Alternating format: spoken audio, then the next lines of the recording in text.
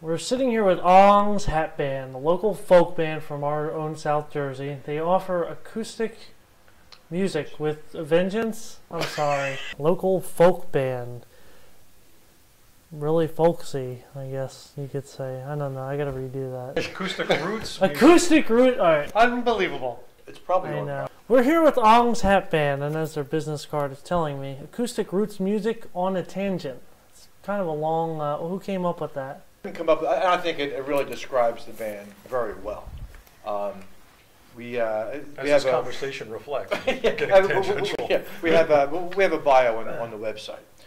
Well, yeah. I mean, we all come from different musical backgrounds. Mike comes from a punk rock background and actually a classical background. John plays classical music and has done swing and ragtime, and I come from kind of the folky singer-songwriter, great folk scare of the '60s background, bluegrass. And so when we all come together.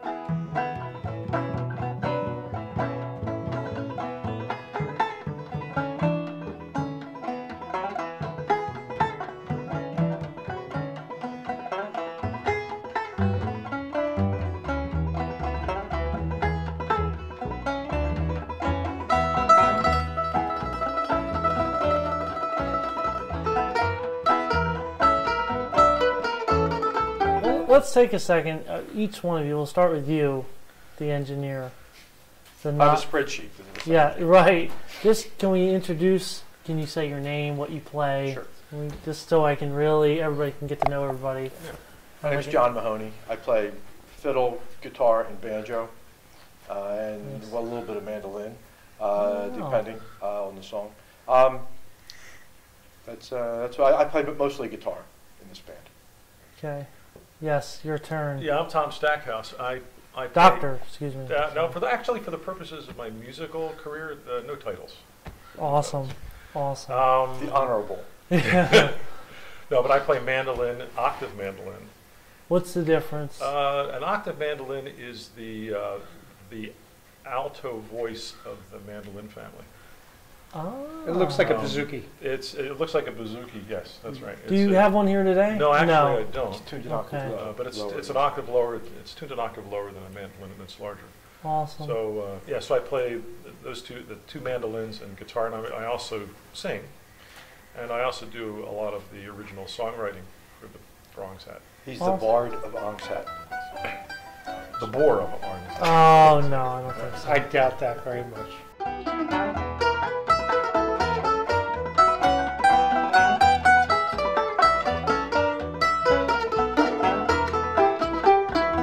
Yes, your turn now. Oh, I'm easy. Mike Hargrove, and I play bass. That's it. But it's just so. I mean, everybody's going to see later, but it's an upright bass. I play upright bass. Right. I do play electric bass, and but I try not to very often. Why? It's not as challenging. Wow. Do you have respect for the electric bass? I mean, do you have do you consider those real bassists? The bass always demands respect. It's the people that play it. And over the epochs, the mineral would grow. They would pick the pog iron, smelt the hardwood, making camp tools and weapons of war.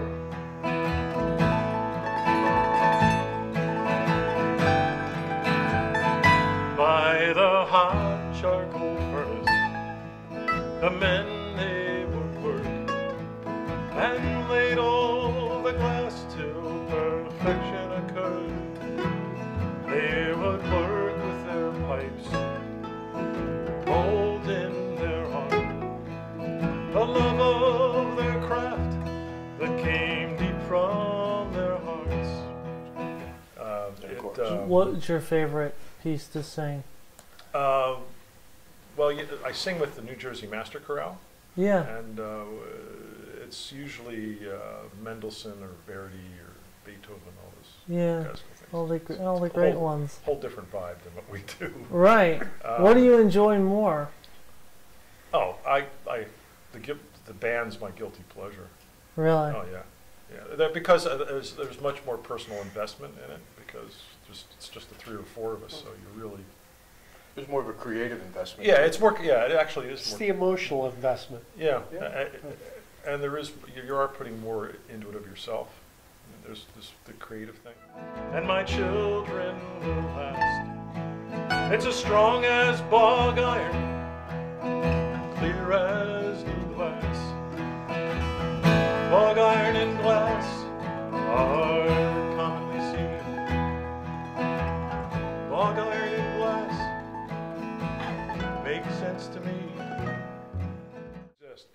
There's a tremendous heritage in the northeastern United States of old-time music that all originated in England and Scotland and Ireland with the immigrants to this country in the 17th and 18th centuries, and a lot of that music was played and continues to be played in the northeastern United States. The other tune I wrote about was about the death of Emilio Carranza, the Lindbergh of Mexico, the Aztec Eagle, who was 86 years ago, last month, crashed near Chatsworth. Well, what's been nice as we start to get these songs out, this has been going on for several years, you've been writing these songs, we're finding these particular events and venues that are really geared toward Pine Barrens and Pine Barrens lore. So there was almost like a snowball effect to where that encourages Tom to, hey, you know what, he's doing research, hey, here's a story about this woman, Mrs. Chininsky, that got murdered. Right. He wrote this great song. For my wife and my children will last. They're strong as bog iron, clear as new glass.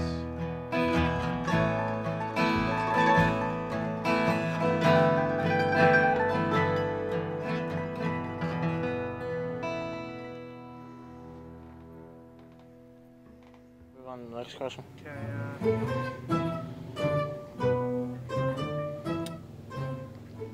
One, two, three. Little sheep. Are you guys tired? Little sheep. Little sheep. No, I don't have to. I'll be right back. Hold on. He's getting food.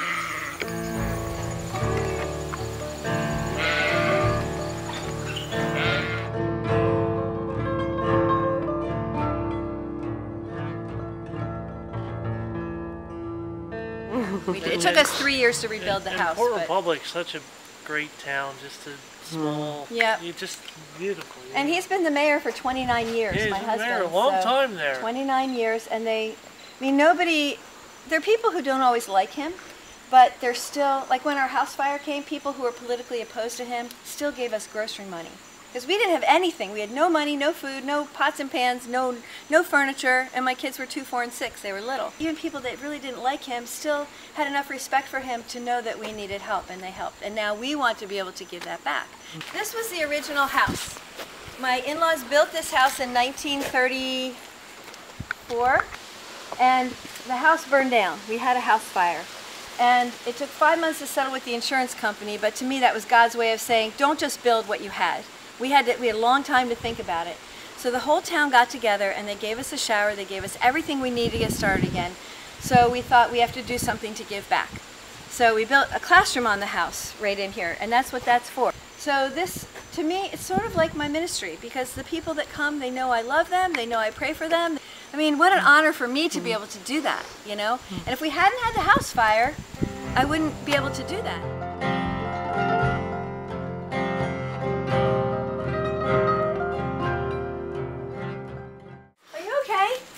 Allergies. Oh, okay. I'm Okay. sorry. Here's your towel. It's all right. You gotta wait, Gary. Be patient, okay? I don't have to be. I'm 80 years old. I don't have to be patient anymore. Okay, this is my husband, Gary Giberson, right there. That's Gary. Tell the story. I can do anything. Just ask me. You came to one of my Frank Blee. You came to my class one time.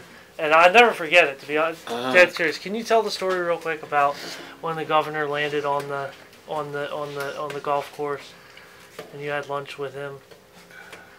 Oh yes, Oh, Make sure we get this, guys. yeah, It's really good stuff. I'm sitting there carving decoys at the Smithville Inn, and Governor Brendan Byrne come in with his helicopter, and instead of going to the airport and landing in the airport, he lands right in back of the Smithville Inn. Well, Harry, I had trained geese. I used to have these geese. I'd call the geese, I talk to them geese and bring them in there. And his helicopter scared him. Anyway, make a long story short, the governor wasn't supposed to land there, and he scared my geese.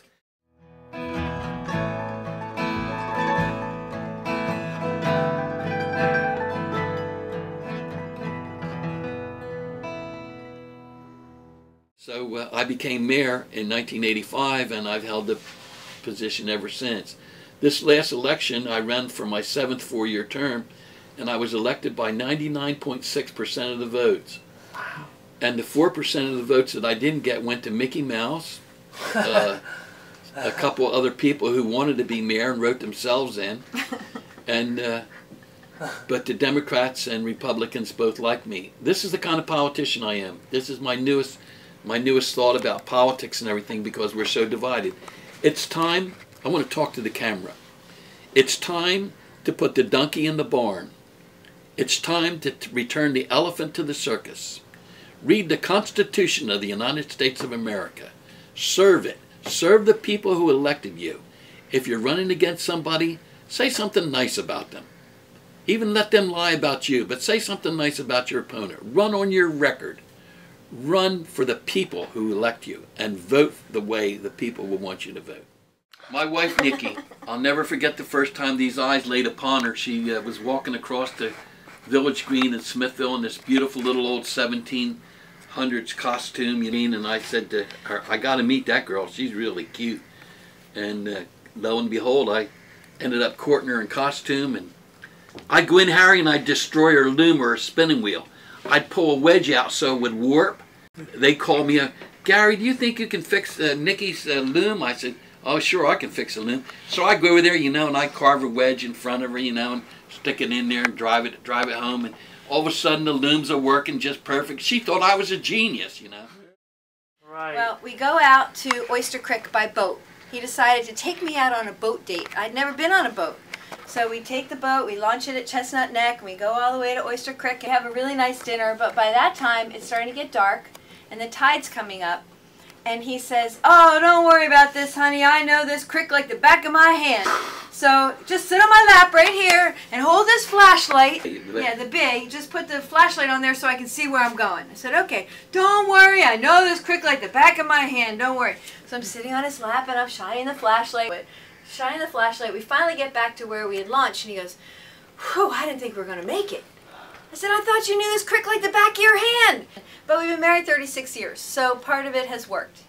Part of it, it's been good. It's been an interesting, very eventful and exciting life. It really has been. I had to win this girl over. I mean, she was such a special person, Yeah. I got you, honey, I got you.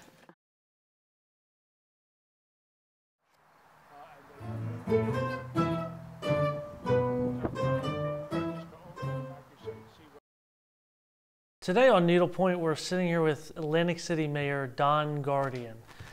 He's only been in office for roughly 9 months, and it's been a tough 9 months with the casinos closing and the economic situation in Atlantic City just not getting any better.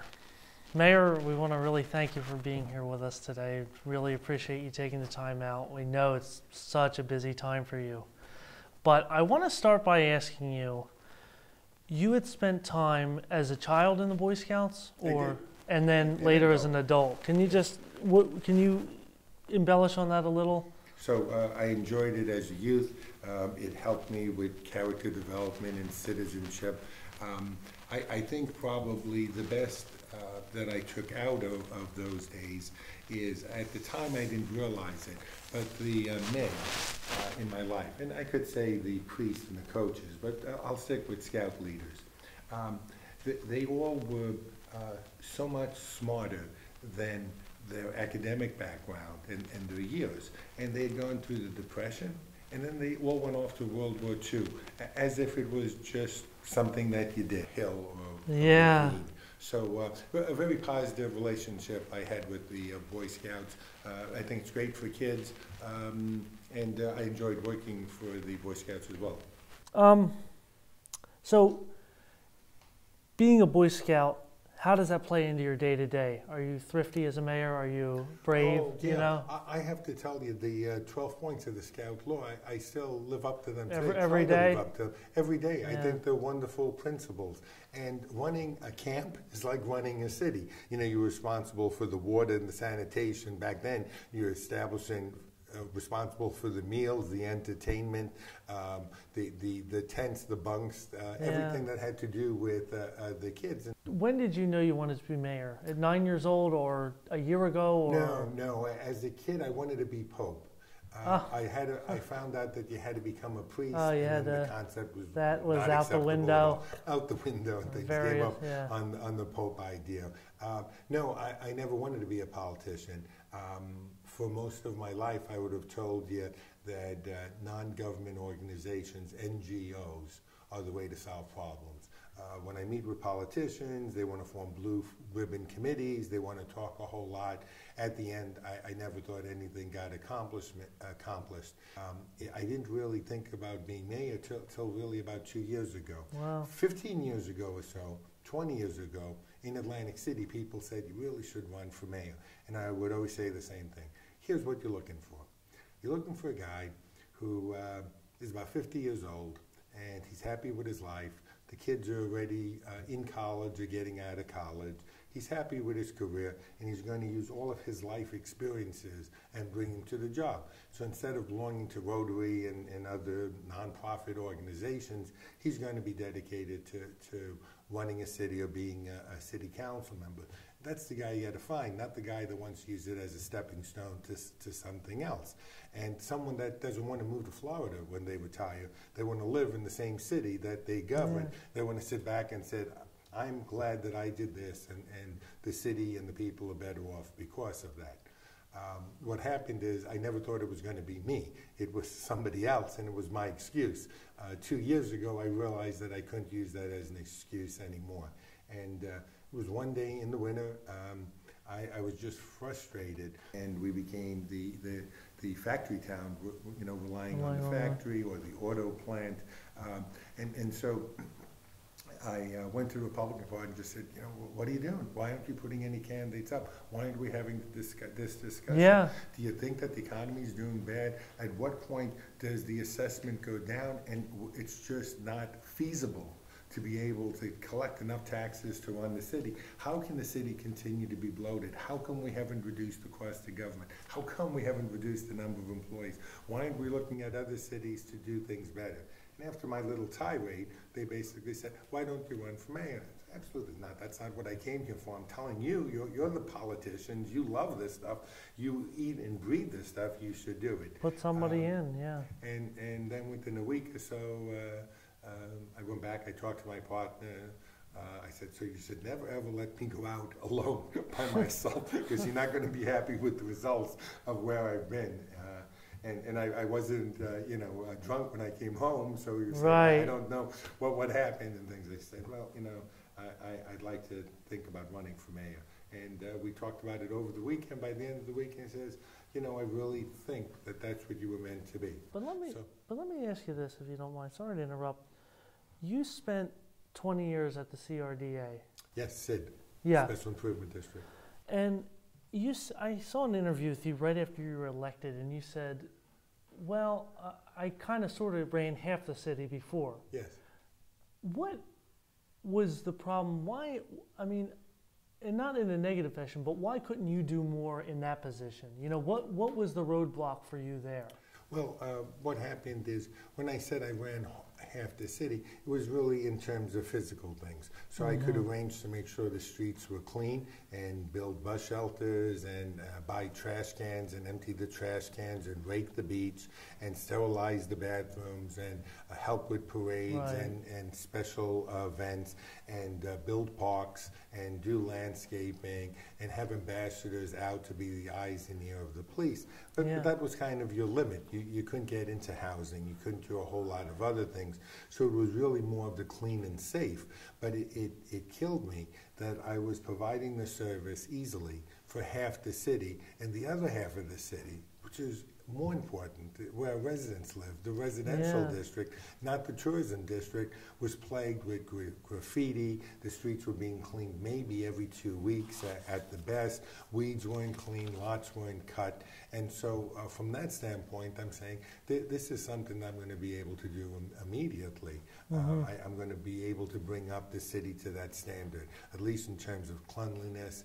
And I'm going to work with the police department and make sure that we have all sorts of initiatives, from having the police be better partners with the community to actually getting to the point of preventing crime rather than just solving crime. Right. Why is repaving Pacific Avenue? Why has that been such an issue over the years? It seemed, I was talking to Joe McDevitt one time, and he said, I think we could just start by repaving Pacific Avenue. What's the 411?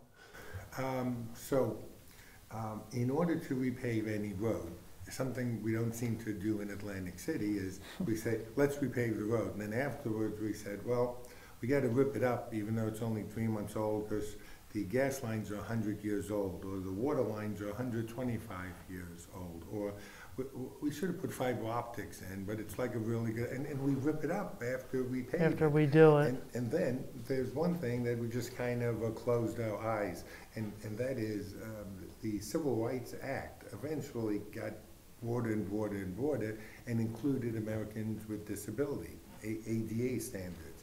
And so one of those standards is everything that you build and design, you got to make sure that people that are physically challenged,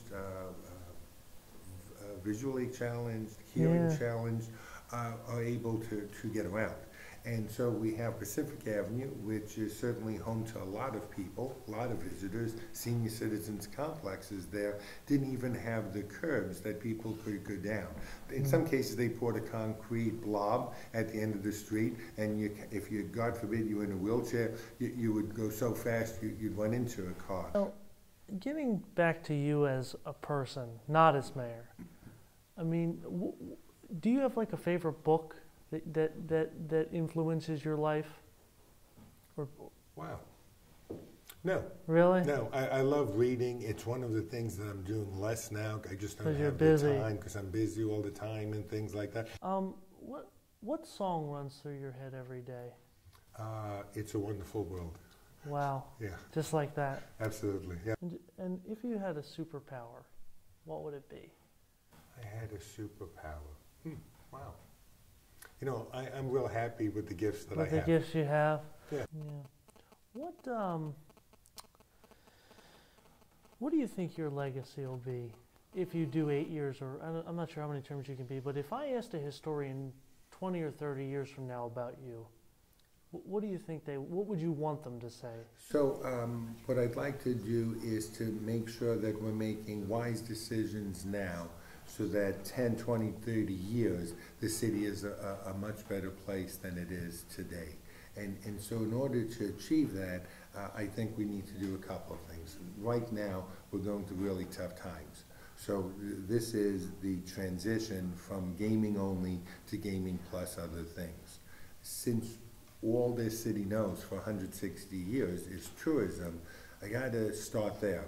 So bringing in conferences and conventions, we can do that because rooms are now empty Sunday through Thursday when it's not warm, because we don't have the amount of gamblers we had before. If you want to build and really become a city, not just a big town, you got to have an academic campus here. And I'm really happy to have ACCC and their expansion, and I certainly welcome future expansion. That's good for all residents of Atlantic City. We just need to find the funding to make sure that every kid can go at least and get his associate degree, even if he doesn't have the financial means. But having Stockton here is going to be very important. And so we're working very, very hard to bring Stockton to Atlantic City, a full campus, 4 undergraduate colleges, 4 graduate colleges. The concept itself will be good for a town that has 40,000 people. To build out in 10 years a 10,000 student campus body with 4,000 living in Atlantic City is going to be good. It's going to be bringing in faculty and other staff members that'll live, and academia is more likely to bicycle and walk to work. So a very healthy environment, also good for business as well. Yeah. But more important, once we have a college, we have an engineering school, we have a marine biology college here, then now we can take Atlantic City to the next step. And that has to be diversifying the workforce by having 25% of the people that work in Atlantic City have nothing to do with tourism. Right now, technology and research and development are what America needs. And I think where Atlantic City can do well. So 140 acres at Bader Field, 11 acres at the end of Route 30, all possibilities to do this. Will Stanley Homes Village ever be eliminated? I mean, will that area ever have a good name? Very exciting. I mean, Franklin Delano Roosevelt, 1930s, depression happening, and he says, you know what?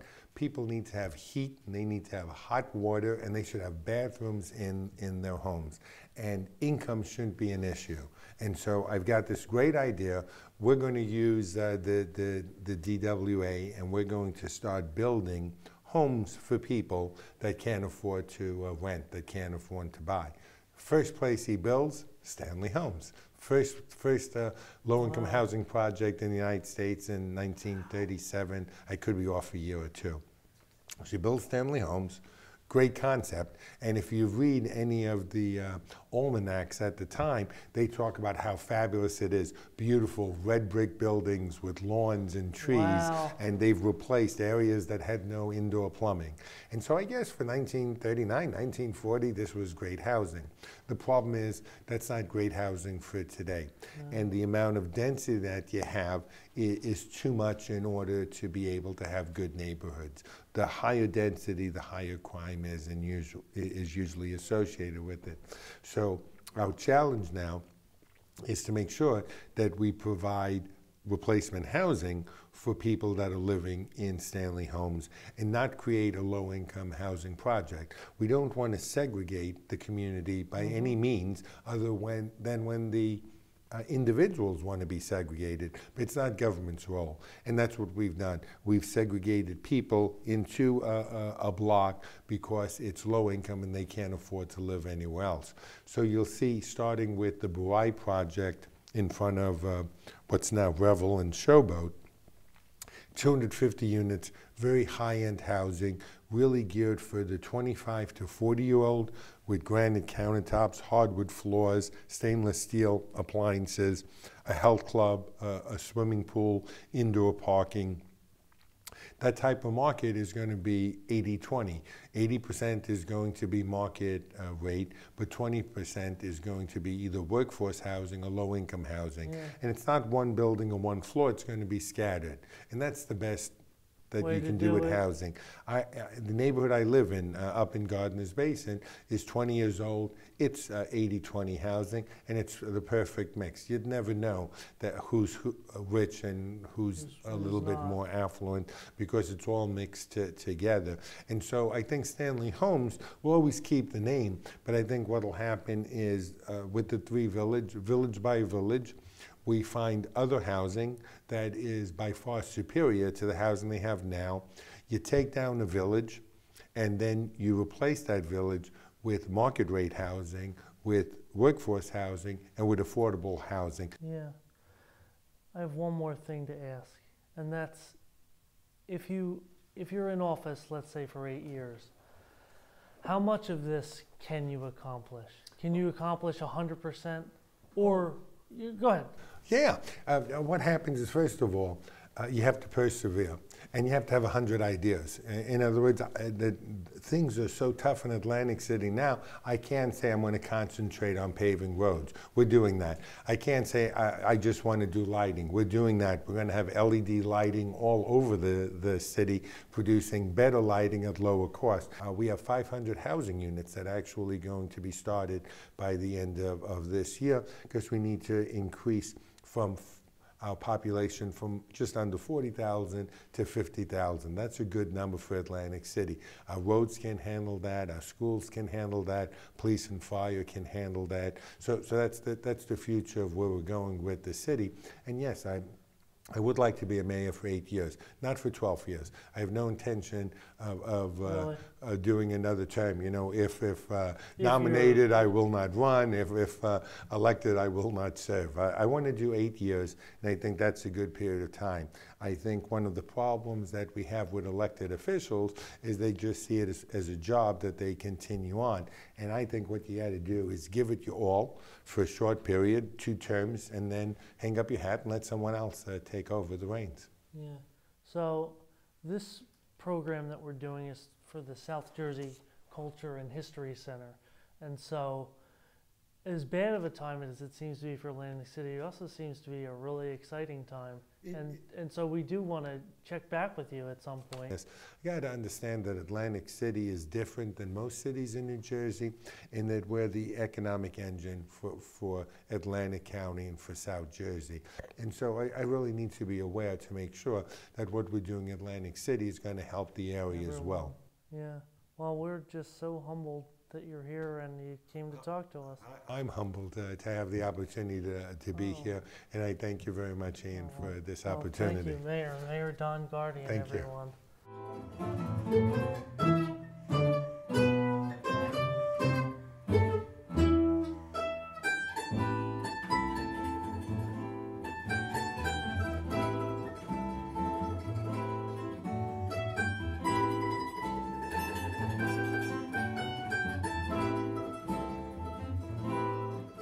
You.